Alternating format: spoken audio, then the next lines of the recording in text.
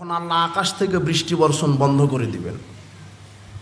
যখন মানুষ সম্পদের কি দিবে না, যাকাত দিবে না, তখন আকাশ থেকে আল্লাহ কি বন্ধ করে দিবেন, বৃষ্টি। তো এখন তো আর বৃষ্টি হয় না নাকি? বৃষ্টি কি হয়? কই বৃষ্টি? এখন তো বৃষ্টির প্রয়োজন। মুহাম্মদ সাল্লাল্লাহু আলাইহি সাল্লাম বলছেন, যখন মানুষ ধনীরা তাদের সম্পদের যাকাত দিবে না, আল্লাহ আকাশ থেকে বৃষ্টি বর্ষণ বন্ধ করে দিবেন। যে দু একদিন বৃষ্টি হয়, মুহাম্মদ সাল্লাল্লাহু আলাইহি সাল্লাম বলছেন ওটা পশু প্রাণী আছে, গাছপালা আছে, এই জন্য আল্লাহ বৃষ্টি দেন।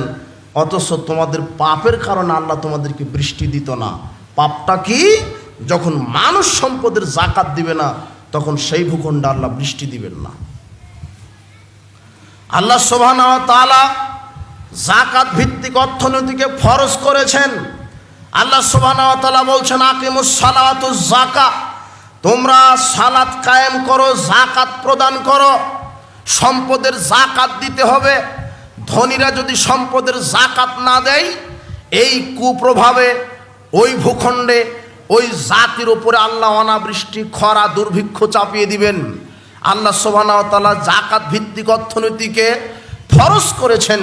আল্লাহ সুবহানাহু ওয়া তাআলা বলছেন, তোমরা যাকাত প্রদান করো, সালাত কায়েম করো।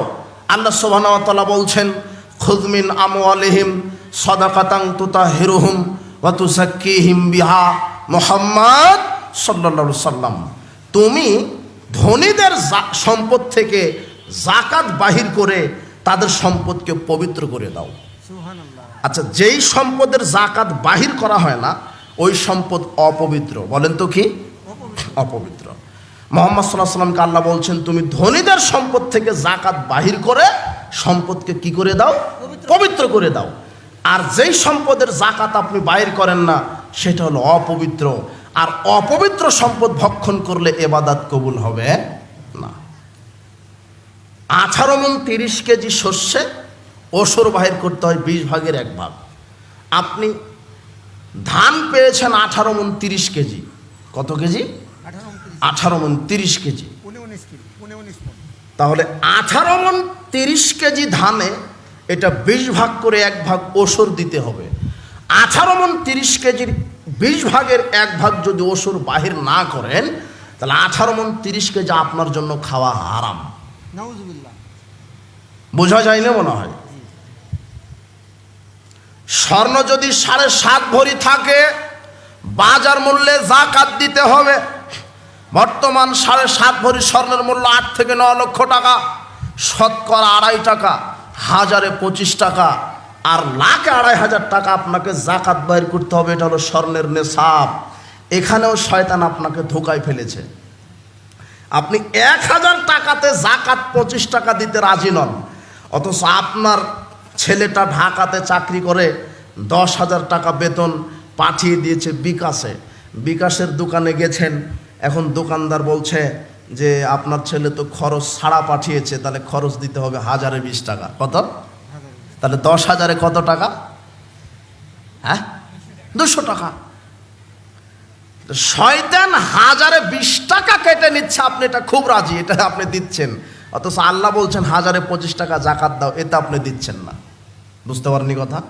পরিস্থিতি ঘোলাটা হয়ে গেল।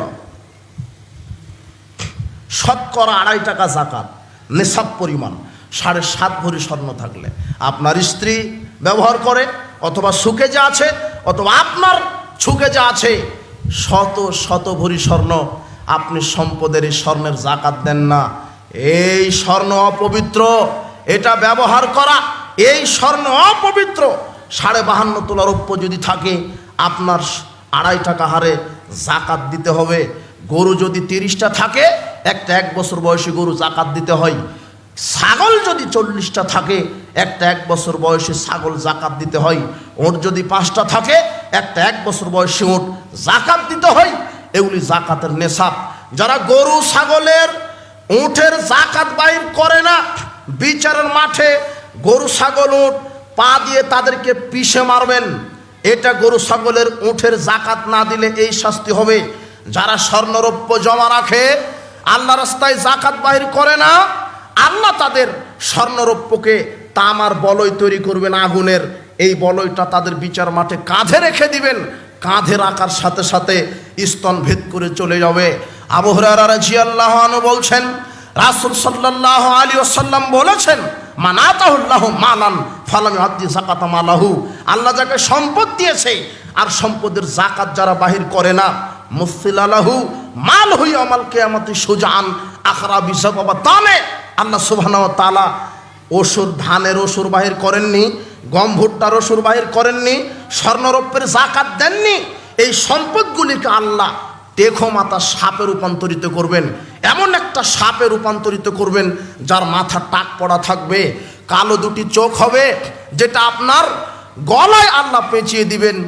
সেই সাপটা আপনাকে দংশন করবে চোয়ালে আর বলবে, আনা মালুকা আনা কানজুকা, আমি তোমার দুনিয়াতে সঞ্চিত সম্পদ। ব্যাংকে টাকা ছিল, সুকে যে স্বর্ণ ছিল, গোলা ভরা ধান ছিল, আপনার গরুর মালিক ছিলেন আপনি, শত শত ছাগলের মালিক ছিলেন, এগুলি যারা যাকাত বাহির করেনি, এই সাপ আপনাকে দংশন করে বলবে, আমি তোমার সঞ্চিত সম্পদ। সবচেয়ে আশ্চর্যজনক কথা হলো এই যে আপনি যেই সম্পদের যাকাত দিচ্ছেন না, সেটা হলো অপবিত্র। সেটা কি? অপবিত্র। ইন্নাল্লাহ তাইয়্যিব, আল্লাহ হলেন পবিত্র, লা ইয়াকবালু ইল্লা তাইয়্যিবা, আর আল্লাহ পবিত্র ছাড়া কিছু কবুল করেন না।